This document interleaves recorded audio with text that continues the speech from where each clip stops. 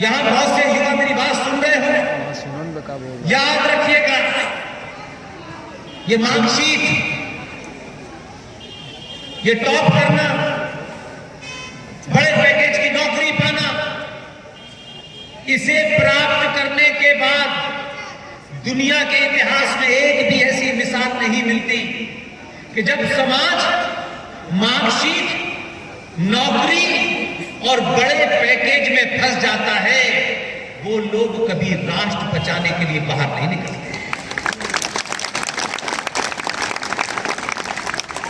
इतिहास पढ़ लीजिए कि जिन लोगों को नौकरी की चिंता नहीं होती, राष्ट्र बचाने वही निकलते हैं। भगत सिंह के पास कौन सी डिग्री थी? बटुकेश्वर दत्त के पास कौन सी डिग्री थी? इसलिए इस बात का ध्यान रखें, डिग्री प्राप्त करें, नौकरी करें। नौकरी माध्यम है, लक्ष्य नहीं है। आपके शहर में, मैं हर शहर में कहता हूं, ये जो पुलिस वाले खड़े हैं, ये कौन है? ये अमेरिका से आए हैं क्या? कौन है? किसी का भाई है, किसी का पति है, किसी का बेटा है। इन विचारों को ये दो कौड़ी के नेता जिस तरीके से इनको भगाते हैं, ऐसा लगता है पता नहीं यही कोई महान है, पीछे पीछे बेचारा वो भाग रहा है। नेताजी को कुछ हो ना जाए, मैं कहता हूं जल्दी हो जाए तो अच्छा। ये धरती के बोझ, कभी इनकी व्यथा आपने सुनी? ये चिंता का विषय है।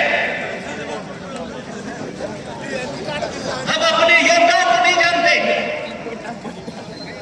ऐसा नहीं है कि इनको 5-5 लाख तनख्वाह मिल रही है, इस लालच में ये वर्दी पहने हुए हैं। जितनी तनख्वाह मिल रही है उससे घर भी नहीं चलता।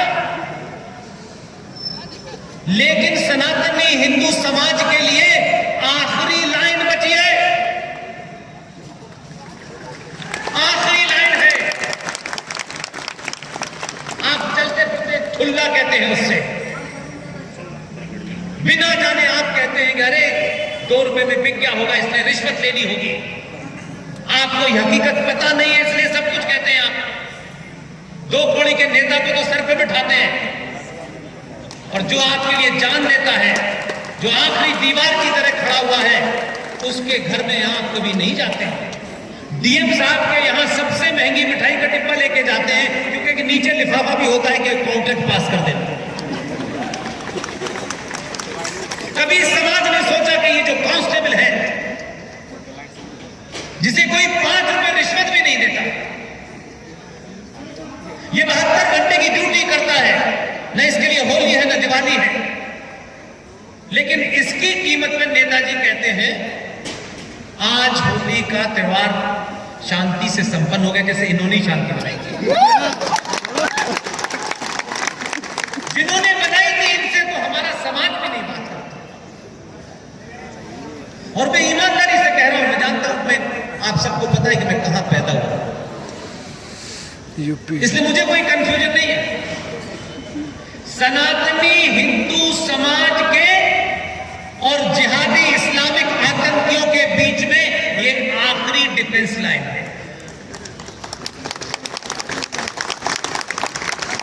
ये जो पागल दीवाने जिन्हें ये बताया जाता है, ये पत्थर की कहानी बड़ी पुरानी है। ये पत्थर का कई तरह से इस्तेमाल करते हैं। जब वहां जाते हैं मक्का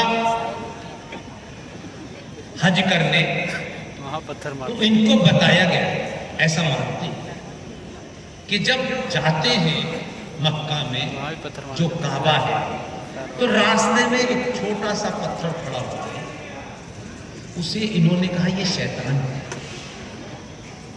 तो हज जब ही पूरी होगी जब शैतान को पत्थर मारना है। ये पत्थर मारने का सिलसिला कश्मीर से नहीं शुरू हुआ है, ये 1400 साल का है।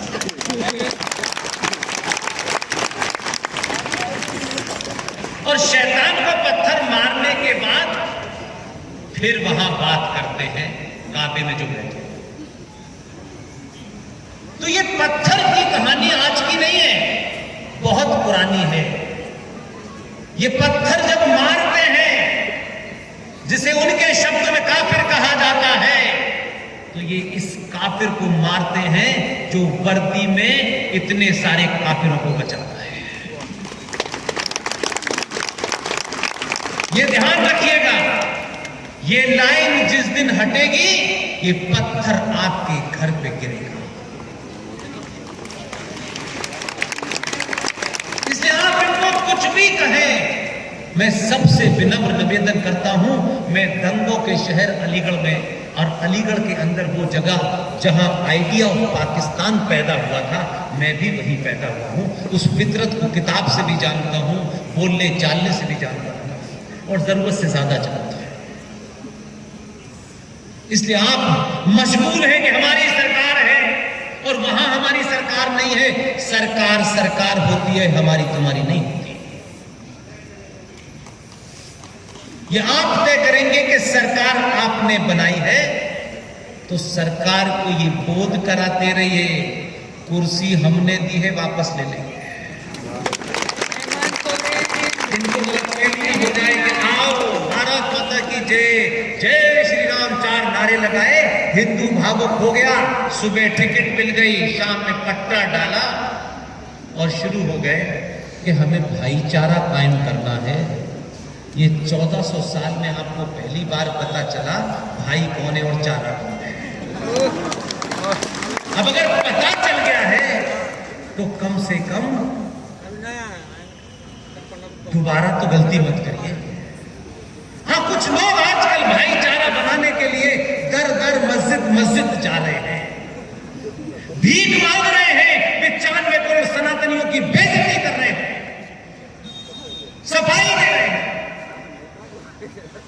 कहा जा रहा है कि भारत में मुसलमानों को डरने की कोई जरूरत नहीं है। जब ये डरा हुआ है, तब तो चौराहे चौराहे सनातनी हिंदू का सर तन से जुदा कर रहा है। अगर न डरा होगा तो क्या? इसलिए भारत के इतिहास में सबसे ईमानदार एक आदमी, सबसे ईमानदार, क्योंकि हमारी घुट्टी में लिखा गया है कि हम ईमानदार आदमी की कभी बात नहीं सुने, झूठे आदमियों की हम खूब बात सुनते हैं, खूब सुनते हैं, खूब प्रचार करते हैं। आपके लिए आपके पुराने नेताओं में से हो सकता है आप उन्हें अपना नेता न माने, लेकिन आपको वो मजबूत करके गए, लेकिन आपको सुनने की क्षमता ही नहीं। आपको सुनी सुनाई बातों का प्रचार करने का शौक है। जो दिल चाहे, गणेश जी ने दूध पी लिया, कैलिफोर्निया में जाना, पी लिया, खुश, किसी बात से खुश। B.R. अंबेडकर का नाम सुना है? हाँ या ना में बताइए। हाँ। B.R. अंबेडकर ने किताब लिखी है, उस किताब का पेज नंबर भी बताता हूं और क्या लिखा है। ये B.R. अंबेडकर पे तो कोई शक नहीं है, कोई हिंदूवादी थे, कोई ब्राह्मणवादी थे, कोई ठाकुरवादी थे। उस समय के दौर में सबसे ईमानदार आदमी था। बिना लाग लपेट के उसने बोला है, बिना लाग लपेट के।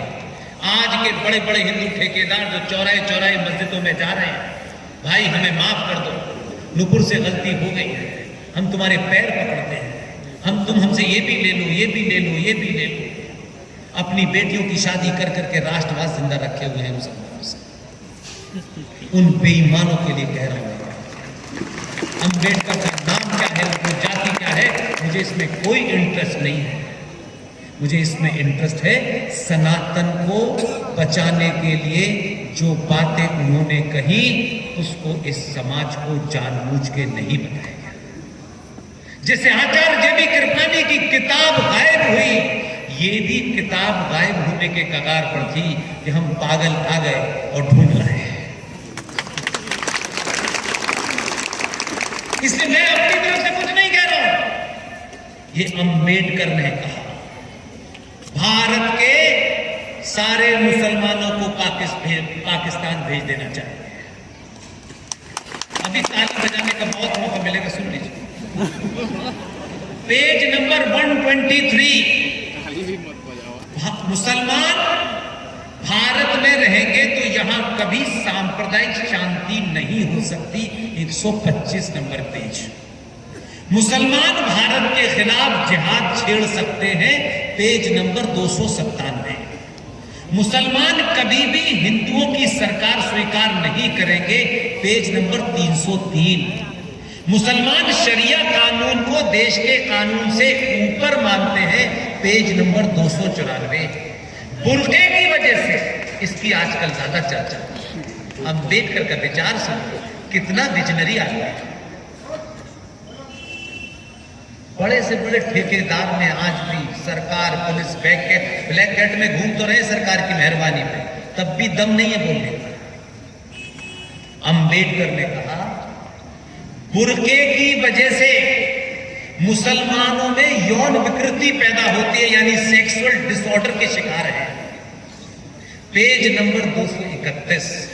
मुसलमान समाज सुधार के प्रबल विरोधी हैं, पेज नंबर 233, 234।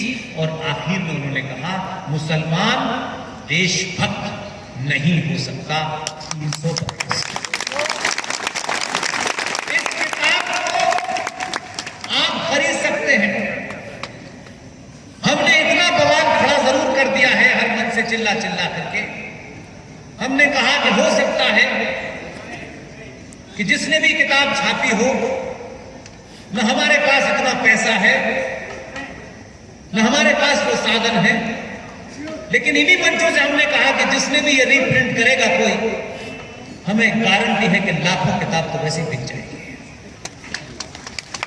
ये किताब हिंदुस्तान में मौजूद है, कहीं से भी खरीद सकते हैं। किताब का नाम है पाकिस्तान और पार्टीशन ऑफ इंडिया। उसके पेज नंबर से ली किताब है और ये शुद्ध रूप से B.R. अम्बेडकर साहब ने लिखी है, जिन्हें हम संविधान का पिता मानते हैं। संविधान सभा की उस रिपोर्ट को पढ़िए जिस रिपोर्ट के अंदर अम्बेडकर ने जो कहा वो किसी में कहने की हिम्मत नहीं थी। ये जो आज जिस धर्मनिरपेक्ष नाम की बीमारी से भारत का सनातनी हिंदू सबसे ज्यादा ग्रस्त है, उस वक्त भी कुछ लोगों ने ये सवाल उठाया कि भारत सेकुलर होना चाहिए।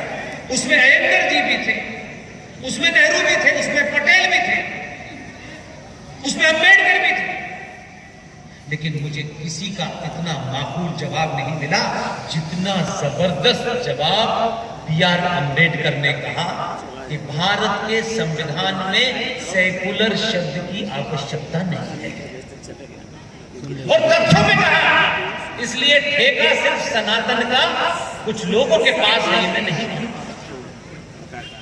नौटंकी करना अलग है और आने वाली नस्लों को सच बता करके चले जाना अलग बात है। ये बात अलग है कि उस आदमी को हराया भी उन्हीं लोगों ने जो उनको वो अच्छे नहीं लगते। इसलिए आज अम्बेडकर का न कोई वारिस है न है, लेकिन आज रामगढ़ में अम्बेडकर की चर्चा इसलिए हो रही है कि उसने अपने रहते सच बोला।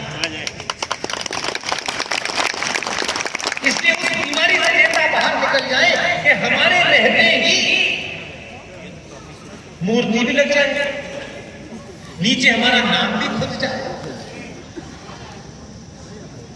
जिन लोगों ने अपनी मूर्ति कभी नहीं लगवाई, जिन्होंने कभी अपनी नेम प्लेट की चिंता नहीं की, आज के नेताओं को तो यह है कि रात के 2 बजे भी कह दीजिए कि नीम के पेड़ के नीचे एक उद्घाटन हो रहा है, वहां पट्टी लग रही है, तो पहले पीए से कहेंगे पता करो मेरा नाम है, फिर जाएंगे नेताजी रिबन काटने, और 2 बजे भी उनके चेहरे पे ऐसी लालिमा होगी हो जैसे सुबह भोर में 6 बजे उठे। ये जीते जी अपना नाम, अपनी मूर्ति देखने की जो बीमारी है, जिन लोगों ने अपने रहते अपनी मूर्ति और पट्टी नहीं लगाई, आज उन्हीं लोगों को 2022 के इस दौर में जमीन से निकाल करके उन लोगों को इंडिया गेट पे खड़ा कर देता है। सुभाष चंद्र बोस ने कभी चिंता नहीं की कि उनकी नेम प्लेट लगी कि नहीं लगेगी, उनके साथ जो कुछ हुआ होने दिया, लेकिन वो अपने मार्ग से नहीं डिगे। उनको अंदाजा नहीं था कि 1958 तक आजाद भारत के अंदर उनके घर की जासूसी की जा रही है। एक खेल करके सुभाष को समाप्त करने की कोशिश की कि जहाज में उनका एक्सीडेंट हो गया है। अगर 45 लोग मर गए थे तो 1958 में बंगाल के उस घर में जासूसी किसकी कर रहे थे आप? इसलिए कुछ लोग मर जाते हैं लेकिन मरने के बाद बड़े खतरनाक हो जाते हैं। जिंदा रहते कोई नहीं पूछता है। आप और हम न उनकी कोई पार्टी है न कोई ऐसी जाति है कि जिस जाति के कारण यहां ऐसा वोट हो कि उन्हें कुछ करना है। कोई नहीं जानता उनकी जाति क्या है। तब भी सुभाष चंद्र बोस जो उनको करना था करा। लेकिन आज 2022 के भारत में संचार क्रांति के दौर में कुछ लोगों ने प्रधानमंत्री से हाथ मिलाते ही एमपी की टिकट नहीं मांगी, मंत्रालय नहीं मांगा। जब हमने कहा कि 5 मिनट मिलना है, आपको कोई बात बतानी है जो आपके सिवा आपके किसी सेक्रेटरी के माध्यम से भी नहीं कही जा सकती, बुलाया, हमारी टीम के सदस्य गए और 2-3 बातें उन्हें कहा कि आप ये कर लीजिए। हम में से 90% लोग जाते तो कहीं की चेयरमैन मांगते, 2-4 गज बीघा जमीन मांग लेते, कोई फंड मांग लेते, किसी को कहीं फिक्स करने के लिए मांगते। उन्होंने कहा कि सुभाष चंद्र बोस के जितने भी गुप्त कागज हैं उन्हें सार्वजनिक कर दीजिए बस। आप कब करेंगे, कैसे करेंगे, ये आप पॉलिटिकली देखिए, लेकिन हम चाहते हैं जो क्लासिफाइड कागज हैं उनको डीक्लासिफाई कर दीजिए। आप देखिए, डीक्लासिफाई हुए सारे कागज पब्लिक डोमेन में आ गए। लोगों को पता चल गया कि सुभाष के साथ क्या जघन्य अपराध किया। सुभाष के परिवार वालों की हमने चिंता नहीं की, क्योंकि हम ये मानते हैं कि वो किसी के एक के पिता, 2 के पिता हो सकते हैं। जब आदमी राष्ट्र के लिए खड़ा होता है तो फिर उसके निजी बच्चे की कोई महत्व नहीं होता है, फिर वो राष्ट्र का होता है। और पहली बार मजबूर किया। ये आवाज नीचे से उठती है तो सत्ता में बैठने वाले को पता चल जाता है कि नीचे का मेरा समाज क्या चाहता है, और ये दबाव बना रहा।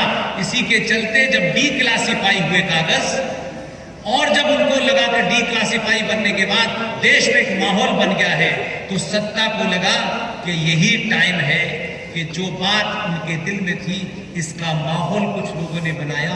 लोगों में जागृति पैदा हो गई, लोग सुभाष को जानना चाहते हैं, उसके साथ क्या हुआ ये जानना चाहते हैं। और उसने तत्काल एक काम किया, प्रधानमंत्री निवास से निकला और जिस सुभाष चंद्र बोस ने ब्रिटिश साम्राज्य के खिलाफ सशस्त्र विद्रोह किया था और 21 अक्टूबर 1943 को भारत की आजादी की घोषणा की, सिक्का चलाया, करेंसी चलाई, रेडियो चलाया, स्टाम्प चलाया और ब्रिटिश साम्राज्य के वो चुनौती दी। अब यहां आपके सामने एक तुलनात्मक विषय है। एक आदमी अपनी पार्टी का अध्यक्ष बनने के लिए उसे एक भी वोट नहीं मिला। पार्टी का अध्यक्ष अपने ही लोगों से उसे एक भी वोट नहीं मिला, वो प्रधानमंत्री बना। लेकिन 21 अक्टूबर 1943 को जब उन्होंने भारत की आजादी की घोषणा करी तो विश्व के 11 देश जिसमें यूएसएसआर शामिल है, भारत की आजादी की मान्यता दी। आपने पुरुषार्थियों का साथ नहीं दिया, इसलिए दलाल आपके लिए सब कुछ बन गए। अब उनके वारिस 2022 के भारत में कहते हैं कि मैं आलू से सोना बनाऊं। राजीव गांधी, राहुल गांधी, इतनी तरक्की की इस पार्टी की, इन्हें यहां क्यों रखा, इन्हें कहीं म्यूजियम में रखो। ये तो किसी भी देश की इकोनॉमी बढ़ा सकते हैं। इसलिए आपने, जब आपके अंदर राष्ट्र की चिंता होने लगी, अपने सरोकारों की चिंता होने लगी, अपने इतिहास की चिंता होने लगी, तो सत्ताओं को लगने लगा कि अब ये कुछ और सुनना चाहते हैं। इसी के तहत 21 अक्टूबर 1943 के दिन को याद करते हुए वर्तमान प्रधानमंत्री ने, कोई किसी पार्टी की तारीफ नहीं कर रहा हूं, लेकिन ये ध्यान रखिए, हम में से कोई भी आदमी बड़ा काम करे, उसकी जाति क्या है, उसका कद क्या है, इसकी चिंता बगैर किए उसके पीठ पीछे इतनी तारीफ कीजिए कि वो 10 काम करने के लिए और दीवाना हो। उसको लगने लगे कि मेरे काम करने से मेरे पीठ पीछे देश भर में मेरी वाहवाही हो रही है, तो फिर इतनी वाहवाही करो कि जो काम रुके हुए हैं वो हो जाए। उस आदमी ने 21 अक्टूबर को आजाद भारत में एक ऐसी घटना का जन्म दिया जिसे 50 साल पहले रूह कांपती थी। लाल किले पे जाकर के झंडा फहराया 21 अक्टूबर को, ये सुभाष चाहते थे। और ये दबाव हम नहीं कह रहे कि हमारे कारण, हम ये भी नहीं कहते कि हमारी कोई भूमिका है, लेकिन कोई मंच हमने नहीं छोड़ा। सुबह हो, शाम हो, रात हो, 2 बजे हो, 3 बजे हो, मैंने सुबह भी 5 बजे भी भाषण दिया है और 3 बजे भी। हमारा सिर्फ एक ही एजेंडा था, ये हमारे पास कोई हम 100-200 साल के लिए जीने नहीं आए। सबको जानता है, हमको भी जानता है, सब कुछ हम अपनी आंखों के सामने देखेंगे, ऐसा भी कोई तमन्ना नहीं है। इसलिए हमने कोई ऐसी मांग नहीं की कि ये हमारे समाज को दे दीजिए। दबाव बनाया कि इंडिया गेट के ऊपर जो छतरी है, जो आजाद भारत में जिसे बताया जाता है 1968 तक ब्रिटिश साम्राज्य को भारत में स्थापित करने वाले जॉर्ज पंजम की मूर्ति लगी हुई है। हम आजाद, उस खाली स्थान पर एक ही मांग रखी, हजारों साल तक प्रधानमंत्री जी आपको जिंदा रहना है। हजारों साल तक लोगों को बताना है कि इस देश में एक राजा आया था जिसने राज चलाया, अच्छा चलाया, बुरा चलाया, राज चलता है, लेकिन उसने इस राष्ट्र के खोए हुए गौरव को स्थापित किया। हम कहीं नहीं, हम आज भी नहीं, कब तक आएगा? आज उस इंडिया गेट पर जहां ब्रिटिश साम्राज्य का स्थापित करने वाले जॉर्ज पंजम की मूर्ति थी, आज उस इंडिया गेट पर 28 फीट ग्रेनाइट की सुभाष चंद्र बोस की मूर्ति थी। आप कहते हैं कुछ लोग हमारे यहाँ मूर्ति लगाने से बेरोजगारी कम हो जाएगी, कुछ लोग पैदा ही बेरोजगार और बेरोजगारी में पैदा है, कुछ आजीवन बेरोजगार है। मूर्ति नहीं लग रही तो दूध की नदियां बह रही थी। हमने कहा ये मूर्ति हमने इसलिए लगवाई है कि आने वाली नस्लों के सामने, जैसे हमारे सामने इतिहास को समाप्त कर दिया, किताबों को गायब कर दिया, डॉक्यूमेंट जला दिए, आने वाली नस्लें जब जब सुभाष चंद्र बोस को इंडिया गेट पे दिखेंगी तो अपने बाप से, अपनी मां से पूछेंगी ये कौन है। तब आप इतिहास बताएंगे और तब उसके अंदर एक गौरव की अनुभूति होगी कि उसके पुरखे चोर उचक्के नहीं थे, बहादुर थे। इसलिए छोटी छोटी घटनाओं को हम इसीलिए कर रहे हैं, हमको उसके लिए एमपी नहीं बनना, बिल्कुल नहीं। अगर सच में यहां आग लगी है और आप बोलेंगे ना तो एमपी रात भर बैठ जाए, क्योंकि एमपी बनने से पार्टी का डिसिप्लिन आ जाता है और डिसिप्लिन में झूठ बोलना सिखाया जाता है, सच नहीं। हर बात पे चुप रहो, इससे वोट कट जाएंगे, हर बात पे मत बोलो, इससे ये नुकसान हो जाएगा। ऐसी एमपी शिप को जितनी जोर से लात मार सकते हैं, आजाद रहिए, आजादी से बात करिए, बात करते वक्त भाषा का ध्यान रखिए, तथ्यों और तर्कों पे बात करिए। और जो बात आप कहना चाहते हैं खुल के कहिए। आपको कोई पार्टी की लाइन नहीं रोक सकती, कोई संगठन नहीं रोक सकता। और मुझे पूरी उम्मीद है कि इस 10-12 साल के एक्सपीरियंस में रात के 2 बजे भी लोग आपको सुनेंगे। इस दौड़ से युवा बाहर निकले। 200 रुपए किसी कैंडिडेट ने आपकी मोटरसाइकिल में तेल डाल दिया है और आप दिन भर जिंदाबाद मुर्दाबाद जिंदाबाद। और जब वो जीत जाता है आप, वो खुद तो जिंदा हो जाता है, आप मुर्दा हो जाते हैं। फिर नहीं देखता पलट के, फिर टाइम पर है, फिर तो डीलों में टाइम लगना है उसका। फिर तो 3 पिए आगे और 3 बिना पिए आगे। फिर तो वो बिजी है। नेताजी घर में कृषि दर्शन देख रहे हैं लेकिन वो बिजी है, कोई काम धाम नहीं है।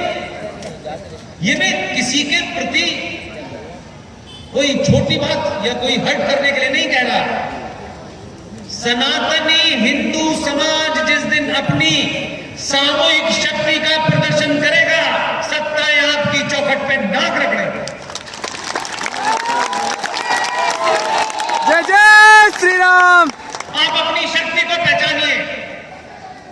आप अमीर हैं, गरीब हैं, बड़े हैं, छोटे हैं, कौन सा कपड़ा पहनते हैं, नहीं पहनते, कपड़ों से जेंटलमैन की परिभाषा तय नहीं होती। कपड़े पहनने से सब कुछ हो रहा होता तो जिन्होंने पूरी दुनिया पे राज किया, बताया जाता है कि उनकी हुकूमत पे सूरज नहीं डूबता। आज जब सूरज निकल जाता है तो संडे मनाता है। ध्यान रखना, आपके अंदर कोई कमी नहीं है, आप इंफीरियर नहीं है। आपके अंदर नेताओं ने, दलालों ने, ठेकेदारों ने कूट कूट कर आपके अंदर कॉम्प्लेक्स कर दिया है। हम घर से निकलते वक्त, हमारी माँ बहन बेटी घर से निकलते वक्त 5 बार वो इस बात पर परेशान रहती है और भाई परेशान रहता है, यार मैं ठीक लग रहा हूं, लोग क्या कहेंगे, मैं तिलक लगा के निकलूं यार ठीक नहीं लगेगा, ऐसा भाई के घर भी जाती है, मैं चुटिया रखूं। मैं कहता हूं आपको जो करना है करिए, आप अपनी शर्त पे जिंदा रखिए। आपको जिससे संबंध रखने हैं, आपकी चुटिया को भी उसको मानना पड़ेगा, आपके तिलक को भी उसे मानना पड़ेगा। जो समाज दूसरों के लिए जीना शुरू कर देता है वो खुद जिंदा नहीं रहता। आप यहां से गरीब हैं, आपको किसने बहका दिया है? आपको ऐसे ऐसे झूठे मक्कारी के नारे दे दिए गए हैं कि आप वही सच समझते हैं। सारे धर्म बराबर है, ये दुनिया का सबसे बड़ा झूठ है, सबसे बड़ा झूठ। देखिए मैं अकेडमिकली बात करता हूं, मैं भावनाओं में कोई बात नहीं करता। हजारों मठ, हजारों मंदिर, आश्रम कहां से आते हैं, कहां जाते हैं? जिन्होंने जीवन में सब कुछ छोड़ दिया है, वो कहते हैं हमने संन्यास ले लिया है, हमें इस भौतिक जीवन से कुछ नहीं लेना, लेकिन कंप्यूटर बाबा एमएलए की टिकट की लाइन में है। कोई गोल्डन बाबा है, कहते हैं हमने संन्यास ले लिया है, लेकिन टिकट की लाइन में है। जिसको जो काम करना था वो उसने नहीं किया। इसलिए आज जरूरत इस बात की है, आपकी जाति क्या है, यह आपका निजी मामला है। जिसे मकान नंबर अलग अलग रखना पड़ता है, वैसे ही आपके नाम के आगे किसी के यादव लगा है, किसी के ठाकुर साहब लगा है, किसी पे मिश्रा लगा है, किसी पे शर्मा लगा है।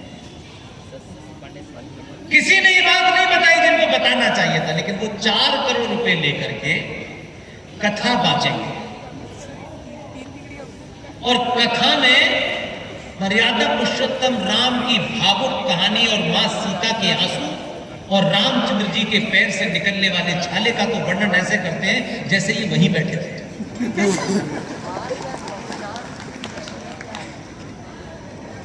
लेकिन उसी कथा के अंदर ये जो फ्रॉड है, इनको बेनकाब कीजिए। उसी कथा में मौला भी आ जाता है और अली भी आ जाता है। हमारी माएं बहनें राम की कथा सुनने गई हैं, अली के बारे में क्या सुनने जाती हैं? अली को तो वो लोग जो आज आपको डरा रहे हैं, जो आज आपको धमकाते हैं, क्योंकि आपने इतने अपने अंदर विकार पैदा कर लिए हैं, इतना लालच भर लिया है। और ये मैथमेटिक्स नहीं, साइंस कहती है कि जो लालची होता है वो कायर भी हो जाता है, और कायर लोग अपने शत्रु का सामना नहीं करते, समझौता करते।